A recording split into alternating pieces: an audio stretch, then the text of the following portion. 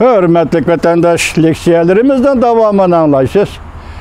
Bugün Çeysağ 2020 yıl 8. ayının 29. günü hafta şembe. Endi mavzumundaq. Kızık noktalar münaziresi.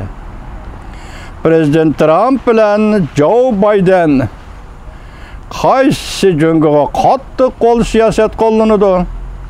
Mavzuda xabar 8. ayının 28. günü Amerika ovozning Xitoy tili programmasi e'lon qilindi. Xabar mundaq başlan. 2020 yıl prezident saylimi saylam bileti taşlaydığı vaqtga 70 gün kaldı. Demokratlar Partisi, Cumhuriyetçiler Partisi qurultayda Joe Biden'ni ve Prezident Trump'ni namzat qilib prezident saylimiga ko'rsatdi. Ve her qaysi namzatlar siyaset programmasini o'ttirg'i qo'ydi. Demokratlar Partisi partiya programmasidan bir jungul siyasetini o'chirib tashladi.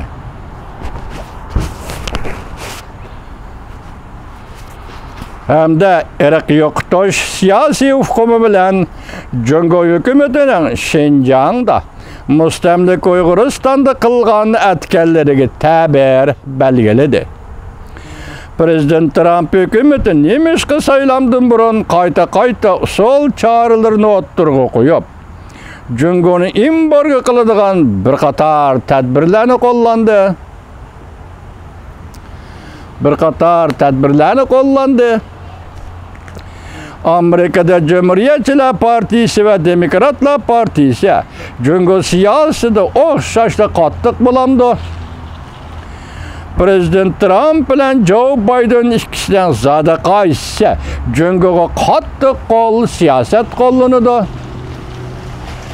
Wilson Markaziy Amerika Jungo tadqiqot o'rni Robert Daly mundaq hisobladi. Prezident Trump bilan Joe Biden'ning zada qaysi Jungoga qattiq qo'l siyaset yurgizadi degandan ko'ra kimning Jungo siyosati unumlik bo'ladi degan tuzuk. Kimning Jungo siyosati Amerikaning davlat manfaatini ilgari suradi. O mundaq ko'rsatdi.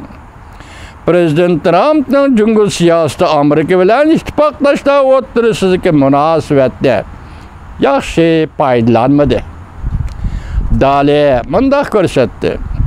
Prezident Trumpning Jungo siyosadagi eng zo'r yetersizligi nima? Prezident Trump ittifoqlashlar munosabatidan yaxshi foydalanmadi. Sen o'xshash bir vaqtda ittifoqdosh davlatlar Germaniya, Koreya, Yaponiyaga tahdid solmasliging kerak edi. Ularning po'lat temir sanoati alyumin ishlab chiqarishni embargo qilmasliging kerak edi. Chunki ular Jungoning savdo qo'rg'onlariga duch kelgan. Shunga ularning biz bilan qo'l tutishib Jungoga qarshi turishi qiyin. Çünkü Prezident Trump ularga o'xshashli zarba berdi.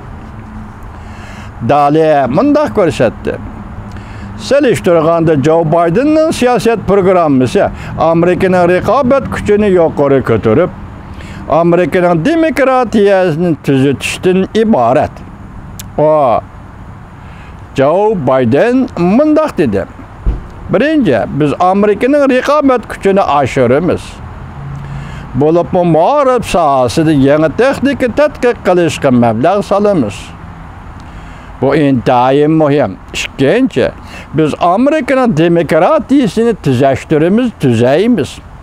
Chunki hozir men bilmaymanki Rossiya prezident Trumpga ag'amdi. Jungo men Biden tarafga ag'amdi. Men buni bilmayman. Çataq yo'q. Bu ikki cho'ng davlatning eng zo'r manfaati butun dunyoni Amerikaning demokratiyasidan gumonlantirish. Shunlashqa biz avval o'zimizning demokratiyamizni qo'g'dishimiz, osirishimiz kerak. Ondan biz ittifoqdoshlarimiz, do'stlarimiz bilan ittifoqlashib, qo'l tutishib, o'xshashlar ularga hujum qilmay ittifoqlashib Jungo bilan qarshilashishimiz kerak. Men his qilishimcha deydi. Dale bu Joe Biden'ning yetakchi iddiasi. Siyosiy obzorchi Jim Pokin mundaq hisobladi. Prezident Trump'ın burunqi bir necha nafar Amerika Qo'shma Shtatlari prezidentining jungo siyosati mag'lub bo'ldi. Bo'libmi sobiq prezident Obamaning siyosati ham mag'lub bo'ldi. Jim Pokin mundaq dedi. Sobiq prezident Clinton jungo siyosatida mag'lub bo'ldi. Chunki Clinton jungoni savdo tashkilotiga olib kirdi. Savdoda e'tibor berish siyosati taqdim qildi. Natijada Dungu apandi bilan bo'rining munosabati dehqon bilan yilonning munosabatidek hikoyani o'ynab chiqdi. Davomini anglaysiz, hurmatli vatandosh.